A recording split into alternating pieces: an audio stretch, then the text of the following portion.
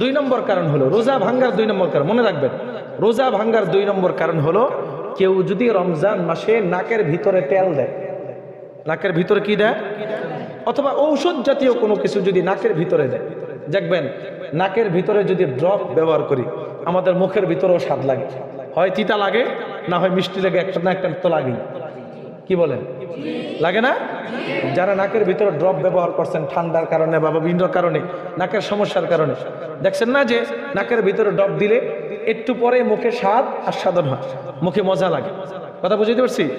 তাহলে এক নম্বর কারণ কি ছিল? যৌনাচার করা ইচ্ছাকৃতভাবে, পানাহার করলে রমজান রোজা ভেঙে যাবে।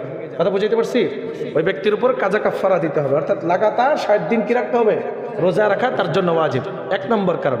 দুই নম্বর কারণ হলো কেউ যদি নাকের ভিতরে তেল দেয়, মনে রাখবেন কানের ভিতরে না কিন্তু, এটা খেয়াল করে, চোখের ভিতরে না কিন্তু, কোন ভিতরে? নাকের ভিতরে কেউ যদি তেল দেয় অথবা অথবা ঔষধ জাতীয়, ঔষধ প্রকৃতির কোনো কিছু দেয়, তাহলে তার রোজা ভেঙে যাবে। কথা বুঝতে পারছি?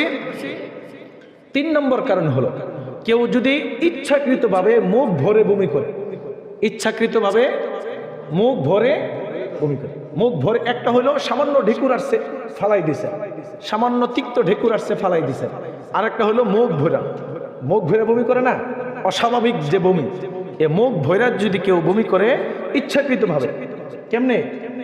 কথা বলেন, ইচ্ছাকৃতভাবে যদি মুখ ভরে কেউ বমি করে তাহলেও তার রোজা ভেঙে যাবে। তাহলে কয়টা কারণ পাইলাম? মনে থাকবো তো ইনশাল্লাহ? এক নম্বর কি? যৌনাচার করা, পানাহার করা। দুই নম্বর হলো নাকের ভিতরে তেল অথবা ঔষধ প্রকৃতির, ঔষধ জাতীয় কোনো কিছু দেওয়া। তিন নম্বর হলো কেউ যদি ইচ্ছাকৃতভাবে মুখ ভরে বমি করে।